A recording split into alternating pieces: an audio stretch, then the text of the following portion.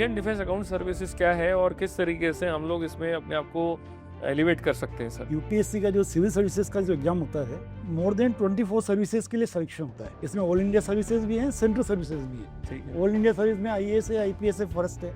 बाकी सारी सर्विसेज जो सेंटर का सब्जेक्ट है, जो यूनियन लिस्ट में जो है, उन सबको जो वो सारे सब्जेक्ट्स को जो डील करते हैं वो सेंट्रल सर्विसेज करती है और इंडियन डिफेंस अकाउंट सर्विस। तो आपके पूरे करियर में एजुकेशन से लेके प्रोफेशनल लाइफ से लेके पब्लिक लाइफ और यहाँ तक पहुँचने तक के अंदर कोई ऐसा भाग या अंश आप हमारे व्यूवर्स के लिए शेयर करना चाहते हो जो आपको लगा होगा कि बहुत चैलेंजिंग था और मोटिवेशनल था? मैदान छोड़ना नहीं थी एक्चुअली, कि मैंने CA 93 में किया। हाँ। फिर मैंने 95, 96, 97 तीनों बार मैंने सिविल सर्विसेज क्वालिफाई किया।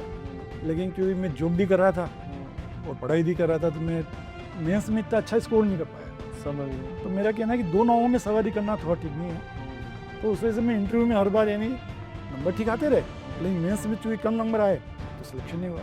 फिर अल्टीमेटली मुझे पूरा 100% मेरा जो एफर्ट्स है वो करना पड़ा, and then I got selected in the defence account service. तो मेरा यही कहना है व्यूअर्स को, क्या करना है तो फिर पूरे जी जान से करना है, आधे अधूरे मन से नहीं हुआ। दो नावों में सवारी नहीं हुई।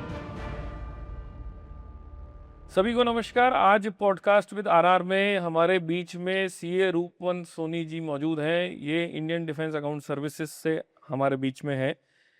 Members in public service committee के माध्यम से ये एक पहल हमने शुरू की है, उसमें सबसे पहले आपका बहुत बहुत आभार रूपवंत जी। आज आपने हमारे बीच में हमारे पॉडकास्ट में समय निकालने के लिए हमें अवसर दिया।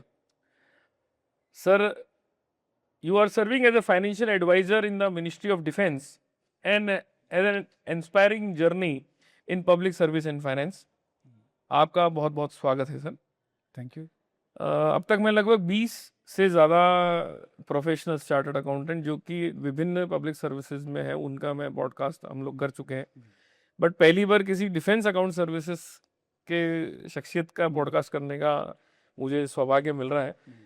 मैं मेरे व्यूवर्स के लिए जानना चाहूँगा सर, ये इंडियन डिफेंस अकाउंट सर्विसेज क्या है और किस तरीके से हम लोग इसमें अपने आप को एलिवेट कर सकते हैं सर?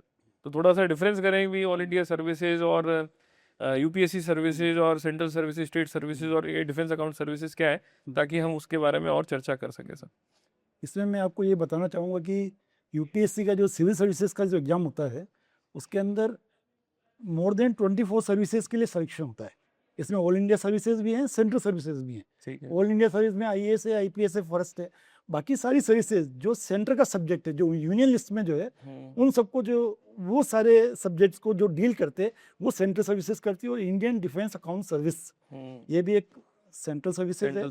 सेंट्रल सर्विस नाम से सेंट्रल है, लेकिन we are true all India service, क्योंकि हमारी पूरी इंडिया में मुस्लिम होती है। राइट। और जो ऑल इंडिया सर्विस जिसका नाम है, जनरली वो कैडर बेस होती है। जैसे राजस्थान कैडर में कोई आईएएस है तो राजस्थान में ही रहेगा या दिल्ली जाएगा जनरली, लेकिन हम लोग ऑल ओवर इंडिया हम लोग मूव करते हैं जहाँ जहाँ सेंट्रल गवर्नमेंट का एस्टेब्लिशमेंट है। तो रक्षा मंत्रालय में जितने भी हैं, army, navy, air force, border road, ordnance factory, इन सबको हम लोग जो है अकाउंटिंग, फाइनेंस वगैरह ये हम प्रोवाइड कराते हैं सर्विसेज।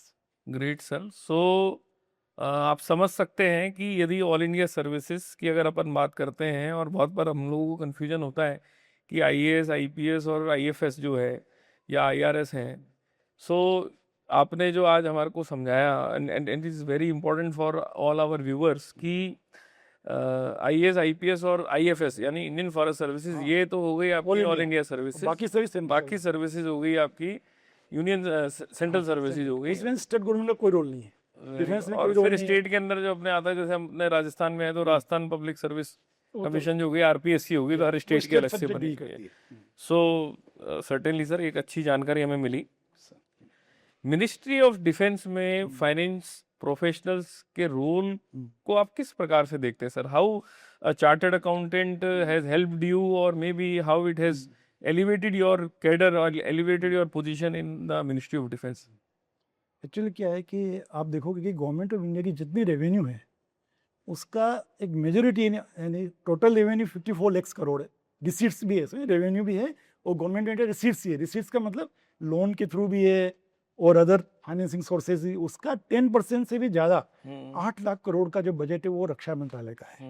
अब आप देखिए कि रक्षा मंत्रालय का 8 लाख करोड़ का जो बजट है उसको हैंडल करने के लिए प्रोफेशनल क्वालिफिकेशन कितनी जरूरी है। सही बात है। और इंडियन डिफेंस अकाउंट सर्विस जो है वो रक्षा मंत्रालय में जो 8 लाख करोड़ रुपए खर्च होते हैं उनको अकाउंटिंग, ऑडिट, पेमेंट और फाइनेंशियल एडवाइस, ये चारों चीज़ें यानी इन सर्विसेज प्रोवाइड कराती है। तो वहीं हमारा रोल है इसमें। हमारा आप देखिए कि 8 लाख करोड़ में 1.25 लाख करोड़ तो हमारी पेंशन है। अच्छा। हाँ, 1.5 लाख करोड़ हमारी सैलरी है। ओह। और कैपिटल एक्सपेंडिचर है 2 लाख करोड़ का, जिसमें हम हमारी सारी असेट्स है, जिसमें हमारे शिप्स है, एयरक्राफ्ट है, हमारी गन्स है, स्मॉल आर्म्स है, मशीन गन से, वो सब हम लोग करते हैं। हमारे इंफ्रास्ट्रक्चर डेवलपमेंट करते हैं, जब बंकर्स वगैरह और भी चारों और हमारे एयरफील्ड्स हैं। तो उस तरह की जो सारी चीज़ें हैं इन सबका अकाउंटिंग, पेमेंट, ऑडिट और फाइनेंशियल एडवाइस, चारों चीज़ें हम लोग करते हैं। बहुत विशाल हो गया है, मतलब काफ़ी देखा जाए तो एक्चुअली लोग बहुत कम जानते हैं इस बारे बहुत में। कम जानते हैं। इसलिए मैं भी सर हाँ। फर्स्ट टाइम किसी आईडीए से संपर्क कर रहा हूँ। उससे पहले मुझे भी नहीं पता था कि डिफेंस के अंदर भी, हाँ जरूर हम सोचते थे कि चार्टर्ड अकाउंटेंट्स का रोल तो होना चाहिए, बट कभी कोई नहीं, इसमें एम्पेनलमेंट या कभी कोई निकला नहीं, कभी एज रहती है chartered accountant. As a chartered accountant आप उन सब चीज़ों को काफ़ी आसानी से कर सकते हो। ठीक बात है, ठीक बात है। हमारे बहुत सारे यंग चार्टर्ड अकाउंटेंट्स हैं जो कि पब्लिक सर्विस के अंदर जाना चाहते हैं, या अपना पॉडकास्ट सुनने के बाद में वो प्रेरित होंगे कि हमको पब्लिक सर्विस में जाना चाहिए। उनको लेके आप क्या संदेश देना चाहते हैं आज की नौजवान पीढ़ी को, कि उनको किस तरीके से तैयारी करनी चाहिए, या उनको पब्लिक सर्विस में आना चाहिए या नहीं आना चाहिए? मेरा ये मानना है कि चार्टर्ड अकाउंटेंट को पब्लिक सर्विस में जरूर आना चाहिए। आप बोलोगे जरूर क्यों आना चाहिए?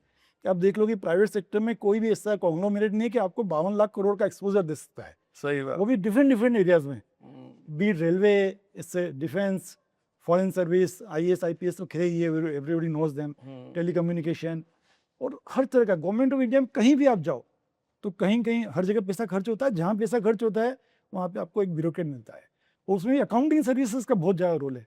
सपोज आपको अकाउंटेंट जनरल बनना है, प्रिंसिपल अकाउंटेंट जनरल बनना है, CAG बनना है, आपको सपोज कमिश्नर बनना है, इनकम टैक्स में है, कस्टम में है, डिफेंस अकाउंट्स में जाना है, रेलवे में जाना है, तो यही रास्ता है एक्चुअली। और यानी चार्टर्ड अकाउंटेंट बनने के बाद ट्रेडिशनल फील्ड तो है ही है, लेकिन उससे भी आगे है ये एक्चुअली।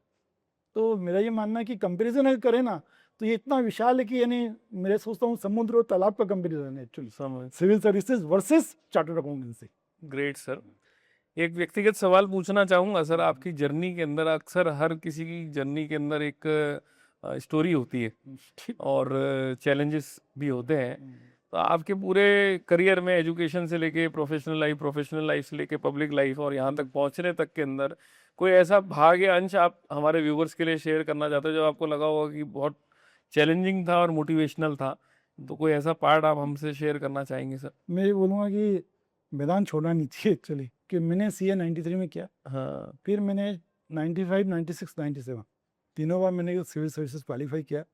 लेकिन क्योंकि मैं जॉब भी कर रहा था और पढ़ाई भी कर रहा था, तो मैं मेंस में इतना अच्छा स्कोर नहीं कर पाया। समझ गया। तो मेरा कहना है कि दो नावों में सवारी करना थोड़ा ठीक नहीं है। तो उस वजह से मैं इंटरव्यू में हर बार यानी नंबर ठीक आते रहे, लेकिन मेंस में चूंकि कम नंबर आए तो सिलेक्शन नहीं हुआ। फिर अल्टीमेटली मुझे पूरा 100% मेरा जो एफर्ट्स है वो करना पड़ा, and then I got selected in the defence account service. तो मेरा यही कहना है व्यूअर्स को, क्या करना है तो फिर पूरे जी जान से करना है, आधे अधूरे मन से नहीं हुआ, दो नावों में सवारी नहीं होगी। तो करना है तो पूरे जी जान से करना है और दो नाव पे सवार नहीं होना है। आज के पॉडकास्ट का जो क्रक्स है सर, मेरा ये वो बहुत ही महत्वपूर्ण है और आपका एक्सपीरियंस हम सब लोगों के लिए काफी लाभान्वित रहेगा।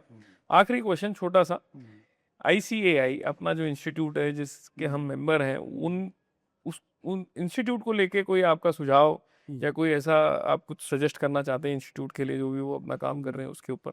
मेरे जैसे अपनी कमेटी तो काम कर ही थी, अच्छा काम कर लिए सर, लेकिन मेरा ये मानना है कि जैसे मैंने पहले भी एक बार अपना पर्सनल डिस्कशन में मैंने बताया है सर कि सिविल सर्विसेज भी अपने आप में एक बहुत इंपॉर्टेंट यानी एरिया है।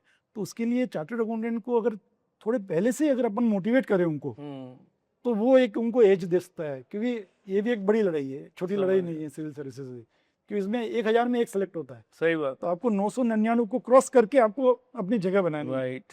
तो उसके लिए थोड़ा अर्ली स्टार्ट जो है ना, it will give U a big mileage. तो आई थिंक सर जो अपन पॉडकास्ट कर रहे हैं वो और जो हमारे व्यूअर्स जो इस सोशल मीडिया पे हम लोगों को फॉलो कर रहे हैं, तो ये जो डिस्कशंस हैं मे बी उनको अर्ली स्टार्ट करने के लिए मोटिवेट करेगा, and I have certainly taken care your suggestion. Thank you very much for sharing your valuable and insightful thoughts, and I am sure हमारे मेंबर्स जो हैं, जो हमारे व्यूअर्स हैं, लिसनर्स हैं, आपका आज का पॉडकास्ट सुन के काफी मोटिवेटेड फील करेंगे. Once again thank you very much for coming here sir.